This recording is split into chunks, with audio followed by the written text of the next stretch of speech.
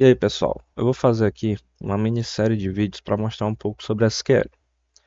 Aqui no primeiro vídeo a gente vai falar um pouco do comando create. E aí nós vamos criar um banco de dados e uma tabela. Então vamos começar aqui, né, falando aqui do create, né? Do create, primeiro vamos criar um banco, né? Que eu estou aqui no ambiente do MySQL Workbench, né? E dentro dele, né, com primeira linha, eu vou fazer aqui um create database. Veja que ele já sugere. E eu vou colocar aqui YouTube, né? Vai servir aí para essa minissérie. Então, isso aqui eu estou criando um banco chamado YouTube. Esse banco é o grande, pensem nele como um grande container que vai guardar minhas tabelas, né, das próximas aulas. Depois disso aqui, eu vou colocar aqui um use YouTube. O que acontece? Depois que eu crio um banco, né, se eu for executar esse script todo de uma vez,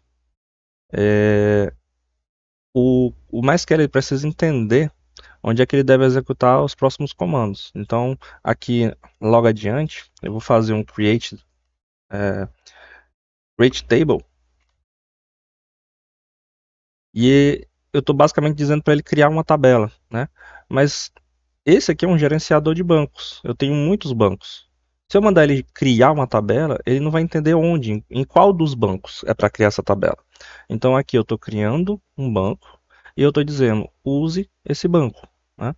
Então eu estou indicando para ele que daqui para frente, tudo que vier depois é para ser executado dentro desse banco aqui, tá? E aí a gente já leva aqui para o create table. Eu vou criar a tabela aqui chamada, vou fazer um sisteminha de alunos, né? Então vou fazer aqui tabela alunos. Aí eu abro parênteses, ponto e vírgula.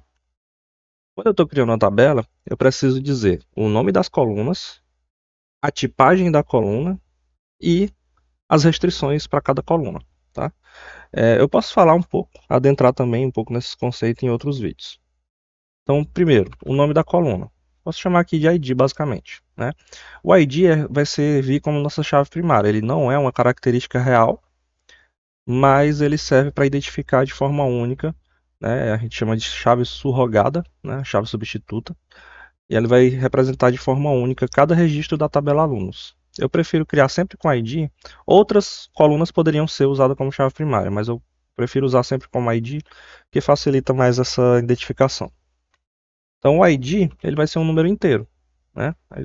Vai, ele vai incrementando automaticamente. Como que eu coloco para ele incrementar automaticamente? Vai ser uma das restrições. Mas eu posso dizer já que ele é a chave primária dessa tabela, primário key, né? Então essa é a coluna que identifica unicamente cada registro. E, como eu falei para vocês, ela vai ser auto-incrementada, né? Auto-incremente.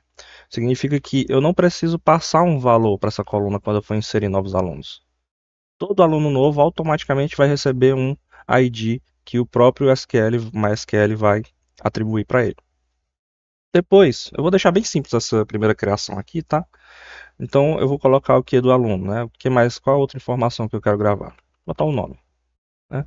O nome eu vou botar do tipo varchar, que é o tipo textual, né? É o tipo string lá para quem é da programação. Então, aqui no MySQL a gente não tem o tipo string. O tipo string é um varchar.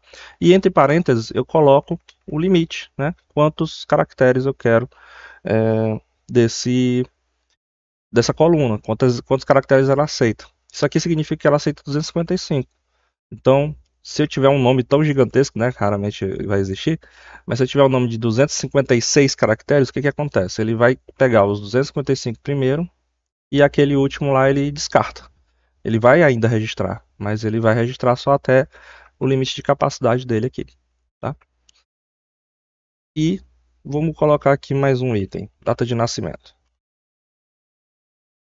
Tá bom, uma tabelinha só nesse estilo. Data de nascimento é do tipo date, né? Então é outro tipo aí interno, tipagem de dados, né? A gente pode utilizar, é o tipo date. Eu gosto de dar um tabzinho aqui para ficar mais bonito, né? Então o tipo date, ele armazena datas no formato ano, mês e dia, tá? Que não é o nosso formato aqui que a gente usa no Brasil, né? Então é o formato estrangeiro. Então, mas obrigatoriamente toda data que eu precisar registrar nesse date tem que ser neste formato aqui para ele aceitar. Tá? Um string, né? Deixa eu colocar aqui entre aspas. Então teria que ser, em teoria, nesse formato aqui. Uma aspas, o ano primeiro, separado por traço, mês, traço, dia, na hora que eu for inserir dados para date. Além disso, tem algum complementozinho que eu posso colocar aqui, ó. Create if not exists. Isso também serve para o create table, tá? Create table if not exists. Para que serve? Não podemos criar bancos com o mesmo nome e dentro de um banco não podemos criar tabelas com o mesmo nome. Então, isso aqui faz um teste, né? Só vai criar o banco YouTube se eu nunca criei ele antes, né? Se ele não existe. E a tabela alunos só vai criar se ela já não existe dentro de YouTube. Lembrando que eu posso criar aqui a tabela alunos dentro de YouTube e se eu tiver outro banco aqui, por exemplo, vou pegar um desses aqui, ó, gerenciador de tarefas aqui. Se for um do outro banco que eu tenho criado, eu posso criar também tabela chamada aluno aqui dentro, tá? Então, dentro de bancos diferentes, eu posso ter nomes iguais de tabela, mas dentro do mesmo banco eu não posso. Então, basicamente é isso para a parte de create. Aí nós vamos para o próximo item no próximo vídeo. Valeu!